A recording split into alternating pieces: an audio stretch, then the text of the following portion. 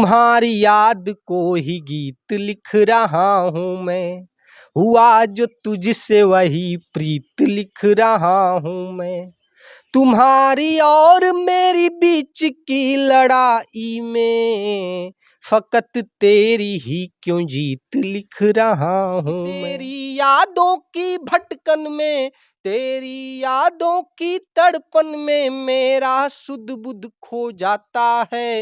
ए नयन जो तुझको ना देखे तो दिल पागल हो जाता है। ए नयन जो तुझको ना देखे तो दिल पागल हो जाता है। ये नयन तुझको ना देखे तो दिल पागल हो जाता है, ये कविता काफ़ी चर्चाओं में रही। कहा जाए कि वाह भाई वाह जो शो है उसमें काफ़ी फेमस हुए हैं।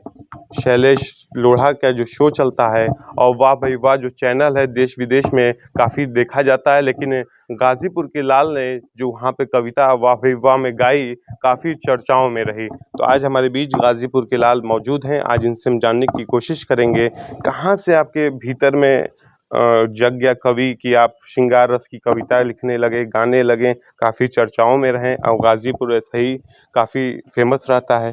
पहले तो आपका स्वागत है। जी बहुत बहुत धन्यवाद, बहुत बहुत आभार। कविता मैं समझता हूँ कि ये बचपन से ही मैं सुनता हूँ, कुमार विश्वास सर को और हरिओम पवार जी को, शैलेश लोढ़ा सर को, बहुत सारे कवियों को मैं सुनता हूँ कविता। और मेरे अंदर जो है जो रुचि बचपन से ही है कविता सुनने और पढ़ने की, तो मैं बचपन से ही मतलब इसमें रुचि रखता हूँ और लिखता हूँ अभी तो कविता। आप छात्र हैं, अभी पढ़ाई कर रहे हैं, कहाँ से इतने बड़े मंच पे जाना हुआ, कैसे क्या हुआ?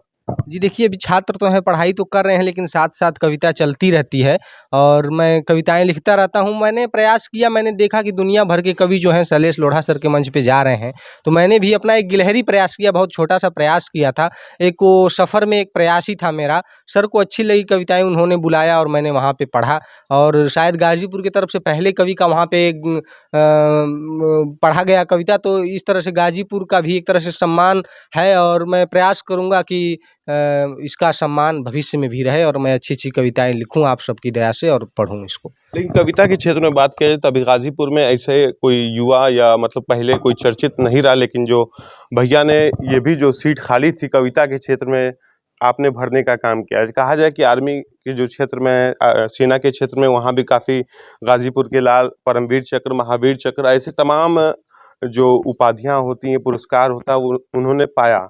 और अगर भोजपुरी की बात किया जाए तो दिनेश लाल यादव, निरहू और भी कई जो एक्टर हैं गाज़ीपुर से ही बिलॉन्ग करते हैं। लेकिन कविता के क्षेत्र में आपने एक नया कीर्तिमान स्थापित किया, तो आगे क्या तैयारी है आपकी? आगे यही तैयारी है कि मैं कविता को एक नई ऊँचाई दे सकूँ और प्रयास यही रहेगा कि अध्ययन ज़्यादा से ज़्यादा हो और हाँ, अधिक मतलब साहित्यिक कविता मैं समझता हूँ कि मैंने बहुत जगह देखा भी है कि कविताएँ अश्लील कविताएँ भी लोग लिख देते हैं, तो मैं उससे मतलब कि हमारे अंदर मैं बहुत गुस्सा हो जाता है, मेरा मन व्यथित हो जाता है, आत्मा चोटिल हो जाती है कि लोग ऐसा क्यों करते हैं? क्योंकि मैं बचपन से पढ़ता हूँ कि दिनकर जी हैं।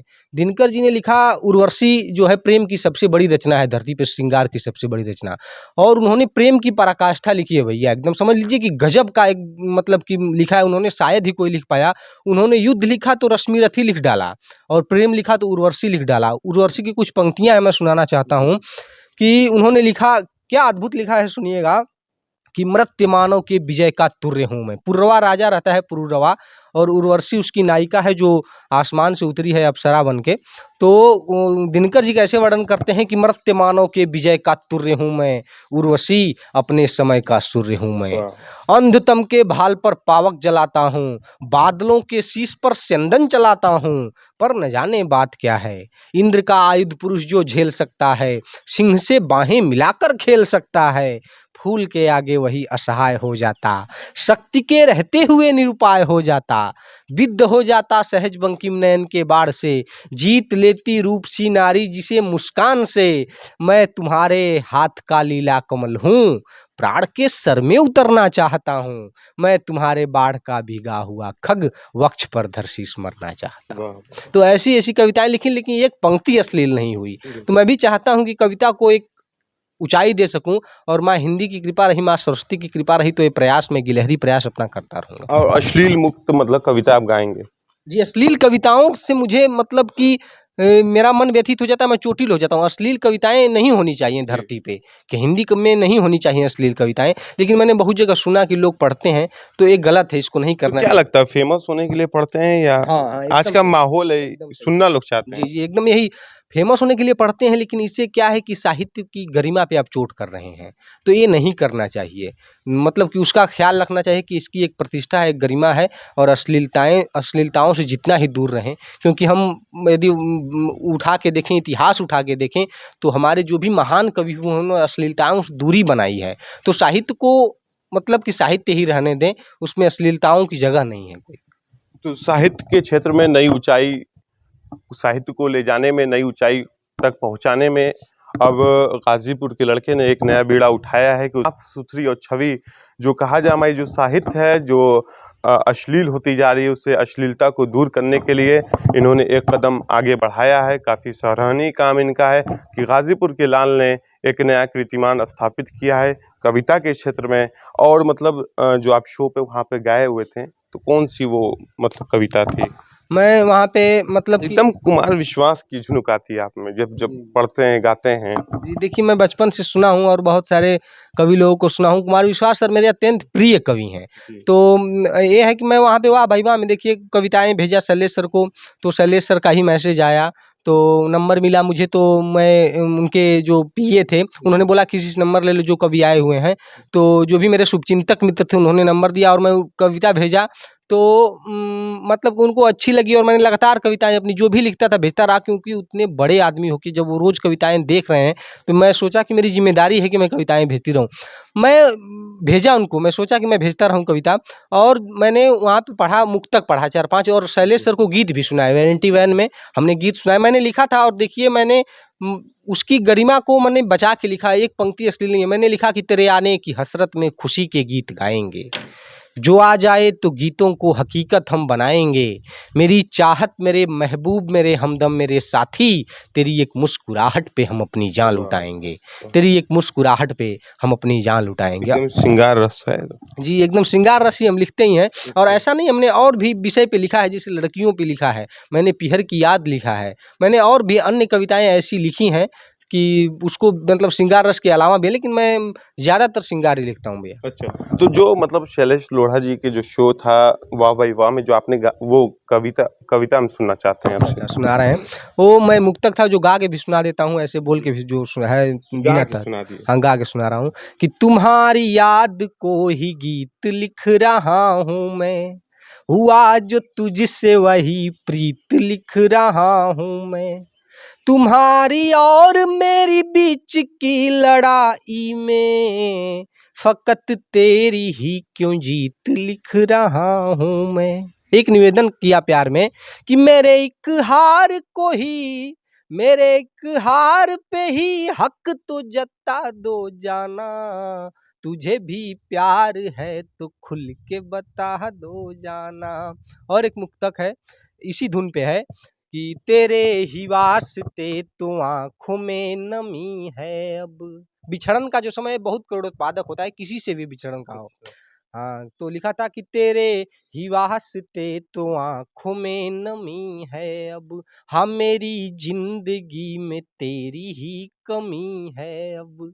है क्या अब तुझको खता मुझसे बताते जाओ, अब तो जाना ही है तो दिल से लगाते जाओ, अब तो जाना ही है। और मैं लिखा था कि ये नज़रें झुक सी जाती हैं जो तू नज़रें मिलाती है, गर ना मिले नज़रें तो नज़रें ही रुलाती हैं, गजब की कसमकस है इस मोहब्बत की कहानी में, तुझे जितना भुलाता हूँ तू उतना याद आती है। वाह वाह! कहीं दिल नहीं ना लगा था नहीं, इतना आप एकदम तो पिरो-पिरो के आपने कविताएँ लिखी। जी, मैंने कविताएँ पढ़ी हैं और जिया है उसको, क्योंकि मैंने एक मतलब लिखा था ऐसे ही कि मैं कविता कब लिखता हूँ, कभी कोई कविता कब लिखता है, मैं ही नहीं, कोई भी कभी कविता जब आत्मा से निकलती है, तो कब निकलती है कि जब सहमे-सहमे लोगों की मैं भाषा बन जाता हूँ। जब अपने और पराये सबकी परिभाषा बन जाता हूँ, हर नम आँख के आँसू को जब-जब हँस-हँस कर पीता हूँ, तब-तब मैं कविता लिखने से पहले कविता जीता हूँ। तब तब मैं कविता लिखने से पहले कविता जीता हूँ। तो कविता को जीना पड़ता है, बहुत बार आँसू भी बहाने पड़ते हैं, उस पराकाष्ठा पे भी जाना पड़ता है, उस गहराई में भी जाना पड़ता है। तो बिल्कुल, आपने कविता के जब शोज़ देखते होंगे, कभी-कभी आँसू आ जाते हैं, जी। कभी-कभी कवि ऐसी-ऐसी कविता मतलब पढ़ता है कि जो लोग होते हैं वो भावुक हो जाते हैं, जी। कभी-कभी ऐसे भी पल आते जी, हैं। जी। तो मतलब आपकी भी ज़िंदगी में कभी प्यार व्यार नहीं ना हुआ? नहीं, देखिए प्यार तो सबके जीवन में है। थोड़ा बहुत। हाँ, है सबके जीवन में, लेकिन उसको ये है कि उसकी मतलब कि मर्यादा में होके रह के हो जी, तो अच्छा है। जी। कि मिले तो वाह-वाह, नहीं मिले तो भी मतलब जी सके तो आदमी। इस पे भी मैंने लिखा था कि हमें यूँ छोड़ कर के बेसहारा कर न पाओगी, हमारी कुर्बतों से यूँ किनारा कर न पाओगी, ये आदत है बुरी यूँ खामखा ही रूठ जाने की, पर मैं जब याद आऊँगा गुज़ारा कर न पाओगी। वाह, वाह! पर मैं जब याद आऊँगा गुज़ारा कर न पाओगी। तो वही है, कविता है, जो घटित होता है उसको लिखते हैं, पिरोते हैं कलम से। हाँ। बिल्कुल, देखिए अभी ये स्टूडेंट अभी पढ़ाई कर रहे हैं, लेकिन इनके अंदर की जो भाव है, इन्होंने अपने पेपर और कलम की मदद से लिखा और फिर इनका इत्तेफ़ाक हुआ, शो में जाना हुआ वाह भाई वाह में और ये काफ़ी चर्चाओं में रहे, तो आज इत्तेफ़ाक से हमारी मुलाकात हो गई। लेकिन लास्ट एक कविता हम सुनना चाहते हैं। जो कविता काफ़ी मतलब लोग सुनना चाहते हैं जी। उसको सुना दे रहा हूँ, ये हाँ। नयन जो तुझको ना देखे जिससे शुरू हुआ है ये सफ़र। ये कविता मैं बीएचयू में पढ़ा तो हज़ारों हज़ार लोग साथ गाए। जी। मैं समझता हूँ कि इससे बड़ी चीज़ हमें और क्या मिलेगी जीवन में। तो मैं उसको सुनाता हूँ, कुछ उसके बंद सुना देता हूँ, 1-2 बंद सुनिएगा।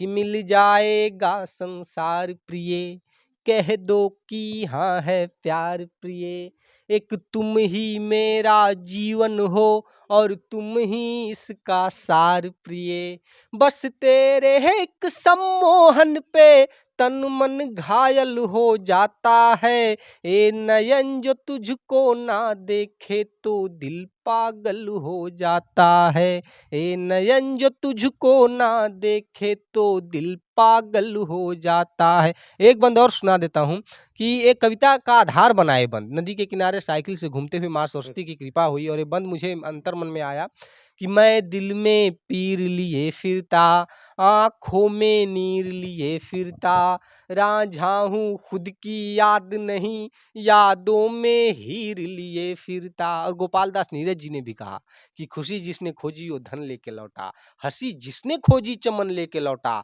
मगर प्यार को खोजने जो चला वो न तन लेके लौटा न मन लेके लौटा। ये तन मन जाता कहाँ है, सुनिएगा कि तेरी यादों की भटकन में, तेरी यादों की तड़पन में मेरा सुध बुध खो जाता है, ए नयन जो तुझको ना देखे तो दिल पागल हो जाता है, ए नयन जो तुझको ना देखे तो दिल पागल हो जाता है। वाह!